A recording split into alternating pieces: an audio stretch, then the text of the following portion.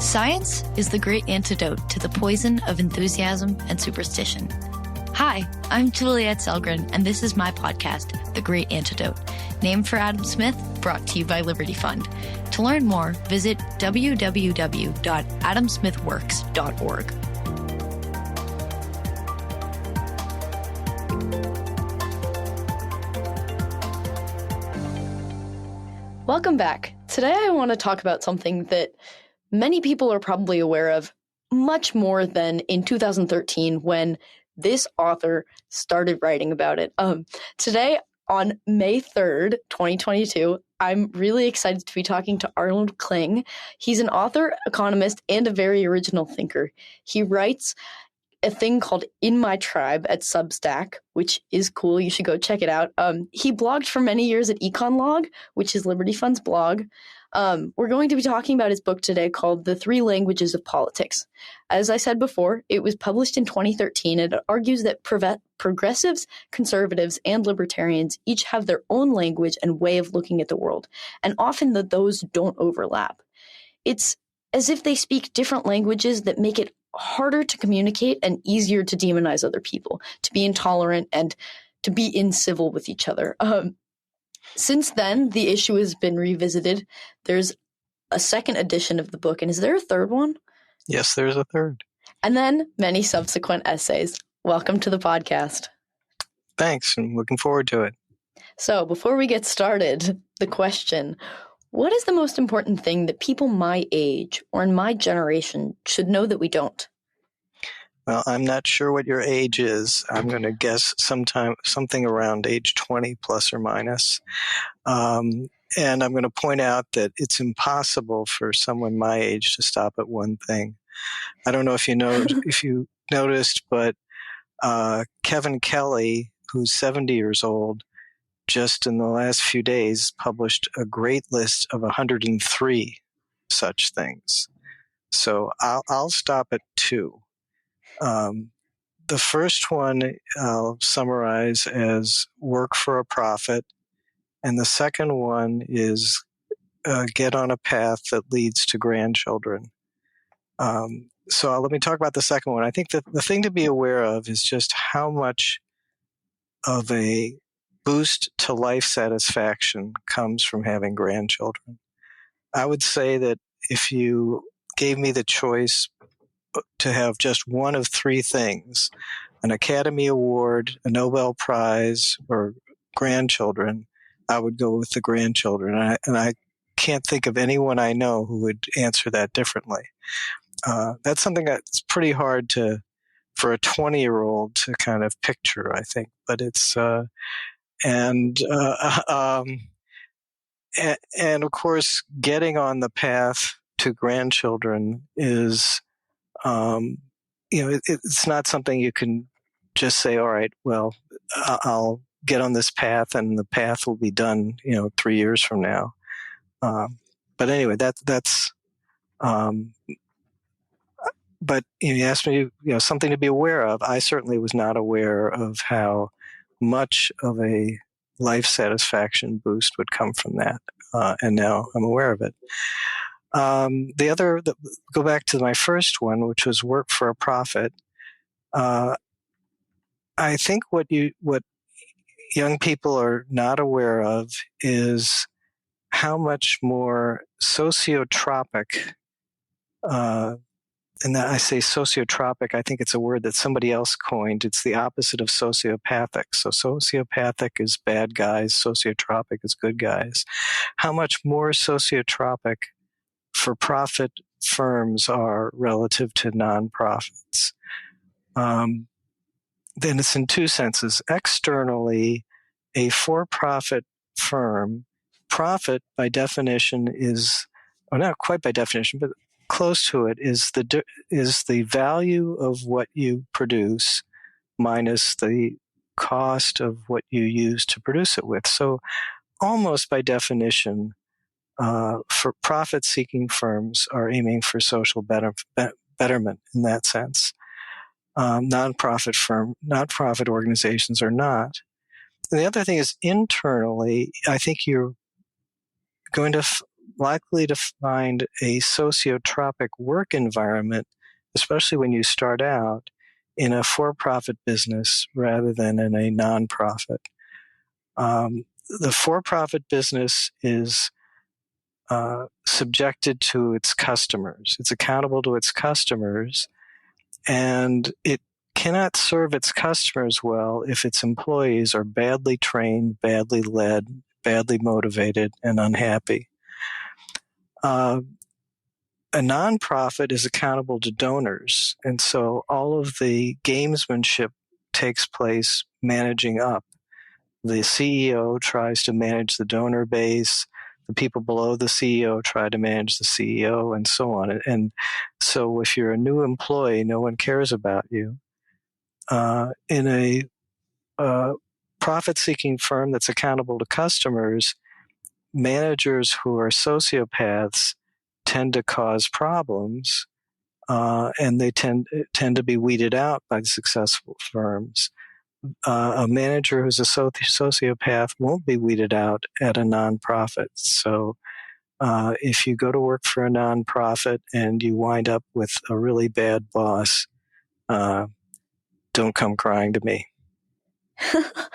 Wow. I mean, my mom works for a nonprofit, so that's interesting. When she hears this, I don't know if she'll rethink it, but I think people who work in nonprofits would not disagree with that in the slightest, having experienced that. And having been around people that work in the nonprofit world, I hear many things that I don't hear as often in the profit world.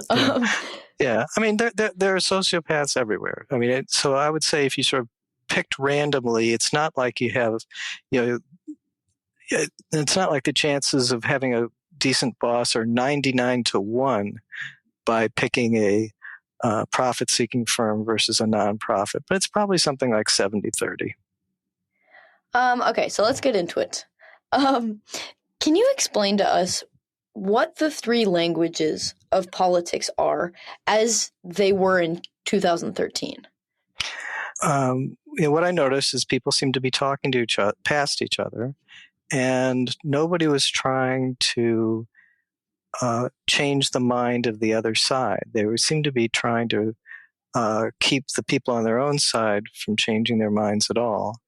And so I started saying, well, how do they do that? And it seemed like when a progressive wants to signal to their side that the other side is really bad, they use what I called a oppressor-oppressed axis.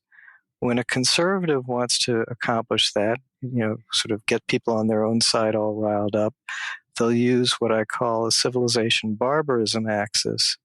And when a libertarian wants to do it, they use a liberty coercion axis. So let's start with the negatives in all these. The oppression, barbarism, and coercion. Coercion being, you're forced to do something against your will by the threat of violence. So all those three things are bad. We all know they're bad. Doesn't matter whether we're a progressive, conservative, or libertarian, we know that all those three are bad. But the progressive, in some sense, takes ownership of the saying that we're the ones who really are against oppression. And when they really want to express their anger at the other side, they'll say the other side is on the side of the oppressors. And similarly, conservatives will say we're really the only ones who are aware that civilization is fragile, and we're the only ones who really are against barbarism. And in fact, the people on the other side of the issue are barbaric. And the libertarian says, no, we're the only ones who really care about freedom, and the other people on the other side just like coercion. So the people on the right just want to run your personal life, and the people on the left just want to run your business life. So that's a quick description of those three. I think it's pretty intuitive. Yeah, really quickly, I when you said that initially, I was like, I don't think that. And then you were like, and then the right wants to control your life. And I was like, because they do. No. I mean, I'm just proving your point here. You've since revised this concept. What do you think now is different and why? People are just more angry. I think that's the main thing. I think that what I've backed away from is trying to say that these are people's worldviews as opposed to tools they use when they're making public statements and sending signals to the people that with whom they agree and expressing their hatred for people they disagree. So I think most people have more nuanced worldviews, and you can't walk up to a person and expect them to. I mean, most people really, again, understand that issues are complicated. They might have different points of view on different issues, but there's this tribal signaling that comes from using these three languages. So I've become more interested in the sort of the psychology of it, and not thinking of this as a political theory, but of a theory of communication and of political psychology, tribal psychology, so to speak. And looking back in time and reading about 2013, I was 10 in 2013, 9, 10. It seems to me that you were one of the very few scholars that were thinking about the growing partisanship or polarization at all in politics. Jonathan Haidt, too. Greg Lukianoff kind of saw that also at the time. How did you come up with the idea behind the book, and why did you think it was so important to write it when you did? Again, I think I was frustrated by by the type of punditry I was seeing. I found myself stepping back and asking, what are these people accomplishing? What is Paul Krugman accomplishing? What is Rush Limbaugh accomplishing? And it clear, your intuition, or my intuition before as well, if somebody's in the public sphere, they're trying to change the minds of the people on the other side. Or maybe they would be trying to open up the minds of the people on their own side. But instead, when I stepped back and looked at it, it was clear that people were trying to close the minds of the people on their own side. And then, so that's led me to the mechanism for doing that. And my motivation for writing the book was to kind of expose that. And so,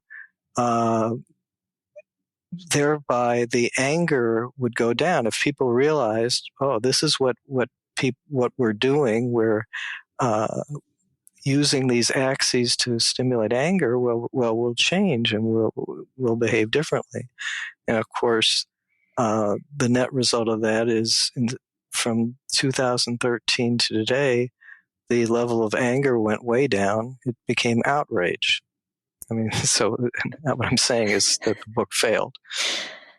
Well, I don't think it's that it failed necessarily. I think there are a lot of other factors at play, and we'll kind of get into that a little bit. But before we do that, you were talking in recent writings about affective polarization.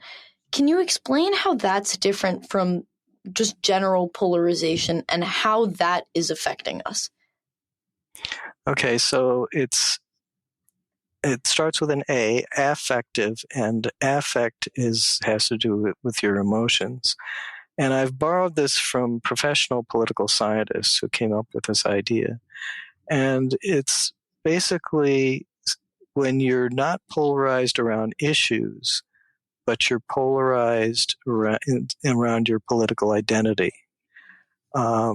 So it's not that you that you're in love with the policies on your side, but you hate the other side, and that's your motivation for voting. And I think maybe the best example of that I can think of off the top of my head is, early in COVID, the left's view was people who were worried about COVID were being racist. They, some of the Democratic politicians made a point of going out among crowds of Chinese Americans to show their opposition to racism and their lack of concern about COVID. And, so, very early, like in the first month, you could tell that it was the division was that conservatives and Republicans were worried about COVID and mad at China, and the Democrats were, kind of saying, "Oh, you're crazy for worrying about it." And of course, a few months later, those polls reversed. So what that says is that there isn't, so much of a consistent thinking about the substance of the issue. It's just once a tribe, coalesces around a point of view, then the other point of view just becomes totally unacceptable. That would be an example where just knowing that the other side is saying something makes you want to say the opposite. And also, I was reading something by Tyler Cowen, and if I remember correctly, it says something along the lines that outside of media and outside of academia, that polarization isn't really a big deal. So then that leads me to think affective polarization is what we should focus on, and what kind of everyone is just being like gripped by, and like it will not let go. Yeah, it's really hard to know, because I think, a lot of us, who are interested in this sort of stuff are in a bubble where people really care a lot about this stuff. And so, and think about it maybe every day. And they're the ones who are most likely to be polarized. So I don't know, once you, get 50 miles outside the Beltway, how much polarization you find in sort of, everyday America. So the failure of the book, well, I don't think it's a failure, but social media and technology obviously were on the rise and now are very prominent. I would say they're still kind of on the rise. What role do you think that social media platforms and just being connected to the internet all the time, what role do you think that that's played on affective polarization? And is there a particular platform that makes it worse, or, Yeah. Well, all you have to do is Google Jonathan Haidt, and you can get the point of view that, puts a huge amount of blame on social media. And I think there's something to that. Maybe he takes it a little too far. But it certainly encourages rapid thinking, which means, and discourages nuance. So if you're going to get retweeted, I guess that the discussion has really migrated pretty much to Twitter, as far as I can tell. I don't follow Twitter, and I haven't looked at my Facebook in months. So maybe there's still a lot going on in Facebook. But I know that Twitter still has a huge effect. And I think the studies are showing that a very small proportion of people really drive things in Twitter. They either do most of the retweeting or do most of the tweeting or whatever. And that small number of people are a very angry cohort. I mean, their personalities are very combative. So it becomes a very combative place. And the rewards in terms of getting followers and retweets go to the most combative people. So it's a very toxic environment. I think if everyone's right now playing the game, of telling Elon what he should be doing, what I think he should be doing is charging people a fee for retweeting. Now, I'll tell you how this came up to me. I was reading a Matt Iglesias essay on Substack, and this was clearly Matt Iglesias saying something wrong on the internet, and I so much wanted to leave a comment telling him what was wrong. But you can only leave a comment on his Substack if you're a paid subscriber. So it would have cost me $8 to subscribe for a month to leave that comment. I thought, oh, I don't really want to pay $8 just to leave one comment. And I wish that Elon would make people do that when they think about retweeting. I think that would that might solve most of the problems on Twitter. And if you don't think that social media and technology were the sole / primary / very much aggravating cause of this, what else would play into it? The first thing that comes to mind is class divisions. I grew up in a neighborhood where, 2 blocks from me, there was the owner of a factory who was a millionaire. Next door to me was pure white trash. I mean, literally adults who would get in physical fights with each other. So, this is all within 2 blocks. And I think a lot more neighborhoods were like that. Now we've really sorted out, and I think people who have gone the college degree route, who work with laptops, just have no sense of what the high school educated people who work with things, what their life is like. And I think that is a big factor in this. That's interesting. I haven't thought about that in terms of that playing a role, but I think it makes sense. Yeah, I mean, you probably didn't grow up in an environment that was as socially fluid as the environment I grew up in. No, is my guess. I grew up surrounded by what Jay Bhattacharya at Stanford calls the laptop class in Northern Virginia. So, right. No, I did not. David French, who I've had on the podcast, listeners, go listen to those episodes. They're about free speech. He wrote a book a few years ago called Divided We Fall. And he makes the case that people with different political views and different social classes and different backgrounds mix less and less. I mean, what you were saying. And that they don't live in the same place like what I grew up with. Do you think that not only class, but the other sorts of sorting, what sort of a role do you think that had?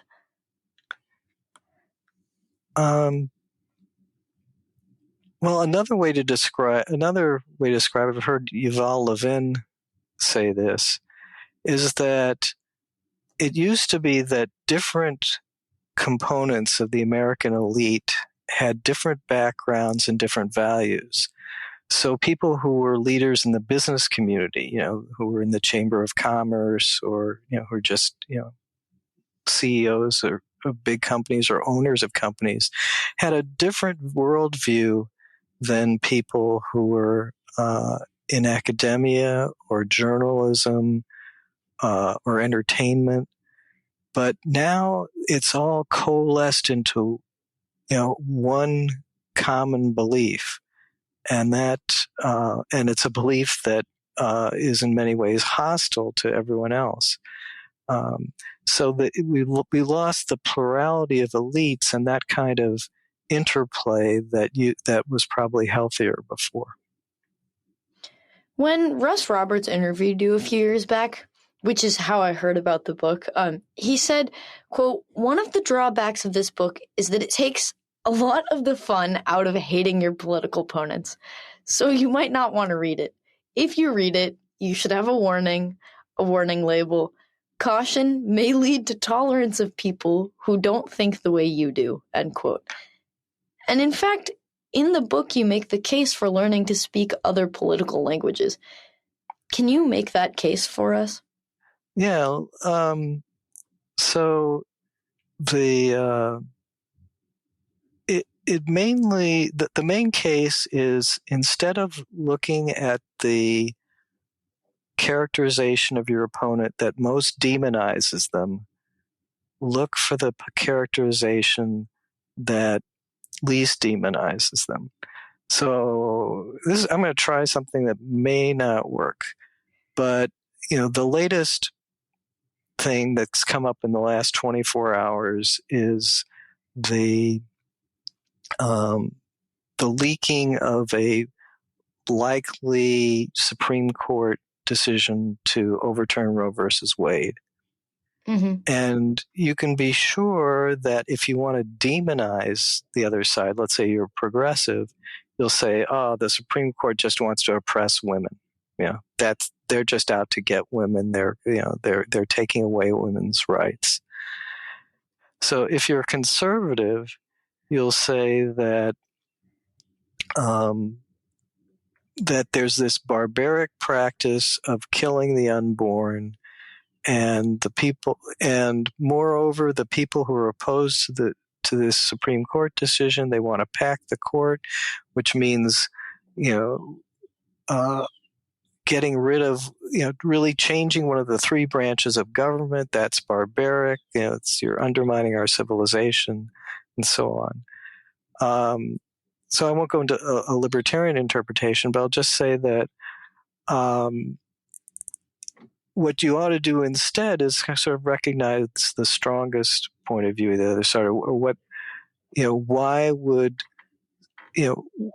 let's say you're a progressive. If you want to make the strongest case, you say, well, the Supreme Court actually didn't outlaw abortion. They made it possible for states to outlaw abortion. I'm not happy with that, but it wasn't an act of overt oppression to do that. And if you're a conservative, you'd say that, let's not say that the progressives are in favor of killing babies. They're just trying to, make a world that's better for women. And in fact, I would point out, maybe this is a digression, but in the 1950s, who was getting the demand for abortions in the 1950s would have come from prostitutes, women who were engaged in premarital sex, and women who were engaged in extramarital sex. All those things were frowned upon at the time, and laws against abortion were kind of fitting in with that notion that only a bad woman would want an abortion. And what happened is that by 1973, the stigma against a woman who was pregnant had gone down, especially around premarital sex. But by premarital sex, marital sex went from being, really unacceptable to being, totally okay by 1973. And so the abortion laws were just out of date. They were like other laws that were repressive, like, you could actually, there were laws against adultery on the books.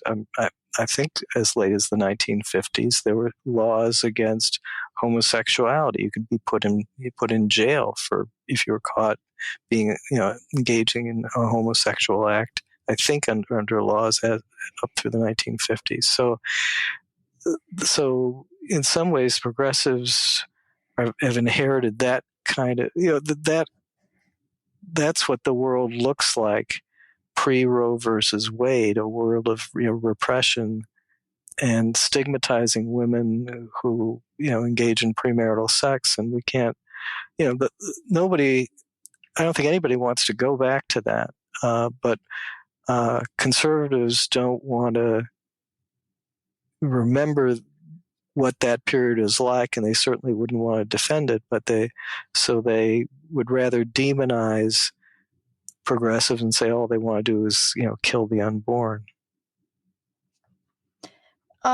So when Russ Roberts, also great example, I think very relevant. So I think that makes this so much more real, right? Yeah. Russ Roberts also noted that this book transformed him. To what extent has it transformed you? Yeah, I would say I now more automatically, when a controversy breaks out, I automatically try to predict how the three sides will come out, and come out and demonize. And when that prediction comes true, it becomes easier for me to not become tribal myself, but to sort of back away and say, no, I'm not going to be that tribal person. So, even on something like, some things that I feel pretty strongly about, I see, some try to see some merit in the other side. I don't want to sound like I'm super virtuous on that. I can probably dig up some of my In My Tribe essays that are themselves pretty tribal, but I think I am more aware of when I'm being pulled in. I guess so. Let's take an example. A conservative columnist, Victor Davis Hanson. He is so predictably on the civilization versus barbarism axis that I just read very little of him. I probably, if I had to take sides, I'd take his side on almost every issue. But I think he's not adding value or information by characterizing the left as barbaric. I just don't think going that far is helpful. So do you, so then, let's say like a writer, to be more compelling and to be less polarizing simply by standing by your political language, would kind of being aware of your language and then adopting or coming at it from different languages, would that ease the problem, do you think? I don't think trying to pass as someone for a different tribe is the way to go. And I sort of cringe when conservatives try to describe themselves as oppressed, or, the left says, we're really the civilized ones, or whatever. I think the better thing to do is just to come up with, do what's called steel manning, which is come up with the best argument for the other side and relate to that. I think, the best, if you ever were to participate in a high school debate, you really have to understand both sides and the best arguments for both sides if you're going to debate well, because you have to be able to respond to the best arguments on both sides. And that kind of mindset is the mindset I think I wish more people would adopt. Yeah, I'm just thinking about how true the language is for me. I tend to, when talking about the effects of a policy, my go-to is thinking about how free are you, how coerced are you, and then that is how I lay out arguments in defense of or against policy. And so I think kind of, I don't know, looking... Well, I think that's a good instinct. I mean, my instinct is to try to look at something from a libertarian point of view. So, when I see the Russia-Ukraine war, The left, I think, has shaped it as an oppressor-oppressed thing. Putin's an oppressor, and Ukraine's oppressed, and the conservatives see it as a civilization barbarism thing that that in order to defend Western civilization, we have to defend Ukraine. And the libertarian instinct is war is bad. We ought to be trying to negotiate a settlement, find something that will stop the war. It's a very, as libertarian viewpoints are, often it's not a, it's being drowned out. But I think it's a good one. I think it's a good way to think. What's bad is to assume that the other side just wants coercion. That the whole point of supporting Ukraine in the Ukraine war is to, strengthen the state and engage in more coercion. You have to acknowledge that there are positive motives. A place that I worked once had a set of kind of operating, they called it operating principles, but maybe doesn't serve as a principle, but assume positive motivation was one of the most interesting ones, because you'd be one department and the other department would be doing things that seemed to be screwing you up, but instead of just saying they're just bad people, they're screwing us up, say, well, there's some positive reason why they're doing that, and so that's that's an important thing that I've carried with me. And I think that's the way to, you can go ahead and follow a libertarian instinct. I think it leads to the right result of incredibly large amounts at the time. But at the same time, assume positive motivation on people who are advocating things you don't like. So what I've been thinking about is that the people who read your book, I'm guessing 9 times out of 10, maybe even more than that, they become more tolerant. But I worry that the people who are actually interested in the book and the idea are already more flexible to begin with, or are less predisposed to hate other groups or something. Do you think that could be the case? And if it is, what is there to do about that? I'll bet that's the case. I think the thing that I think there are actually a lot of people who don't want to be affectively polarized. I think it's a very loud minority. And some of the things we have to think about are how to protect our institutions from these loud minorities. I'll throw out an example, the trans movement. People, I think some people expect, well, it'll be like the gay rights movement. It'll start out unpopular, but in the end, we'll be happy that they achieved what they did. I just don't see that kind of end game coming from the trans movement. I think it's loud and it's divisive, and I don't see the good that it's causing anywhere. I don't see us getting to a good end game from it. And I think it's a lot of what's called the woke movement is a very loud and determined minority. And I don't think they're taking us to a good place. So the question is, how do you get institutions to resist this? I mean, it's sort of amazing to me, as someone who disagrees with the way that the diversity, equity, and inclusion thing is going, to watch the way, like, no university president is willing to stand up to it.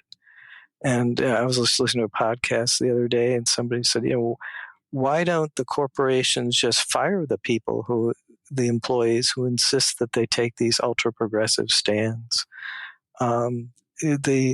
The inability of the institutions to stand up is a challenge. And I think social media is an example of that, where the loud and the angry get a really disproportionate share of attention. And so it's not that more people need to read my book. I think you're right. The people who read it tend to be people who are predisposed anyway. It's the people. It's the people who are predisposed to take a more live and let live view are not being reinforced by the institutions that ought to be reinforcing them. The leaders the leaders of corporations, of universities, of newspapers are just not standing up for principles. That's a good point.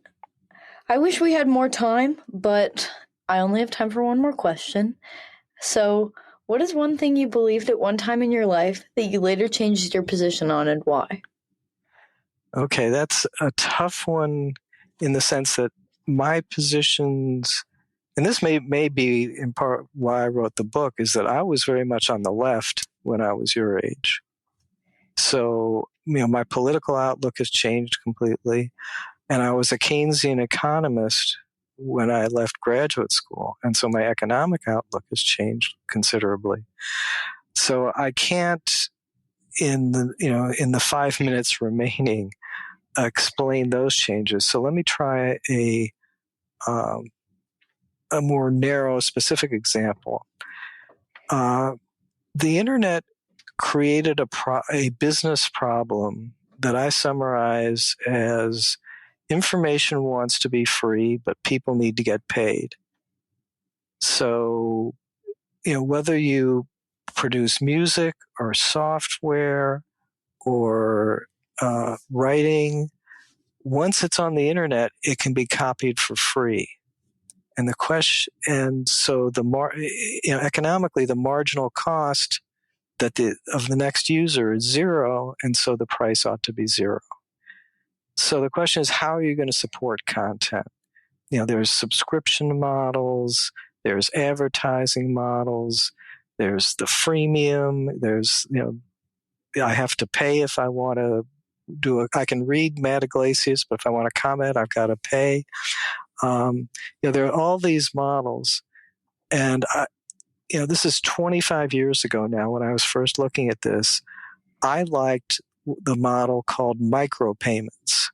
That is, you pay a penny or half a penny. If you listen to a song, you pay a penny or something. And I thought that was a really cool model, and that should take over.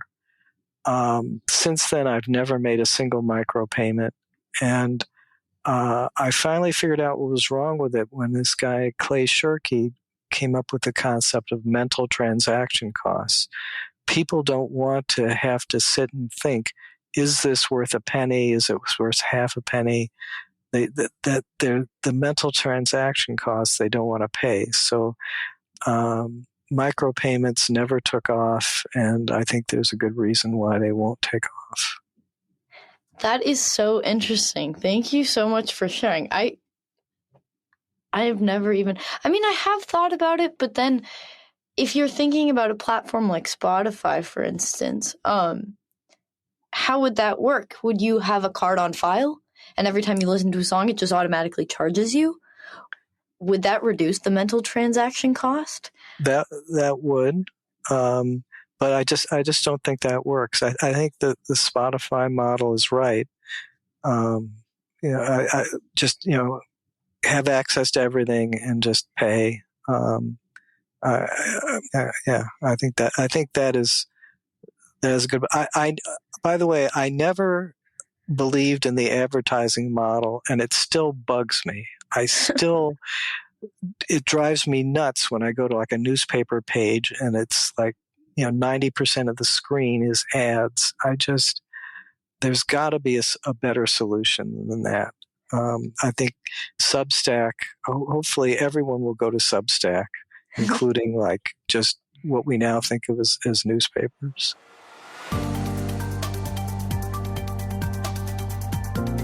Once again, I'd like to thank my guest for their time and insight, and I'd like to thank you for listening to the Great Antidote podcast. The Great Antidote is sound engineered by Rich Goyette.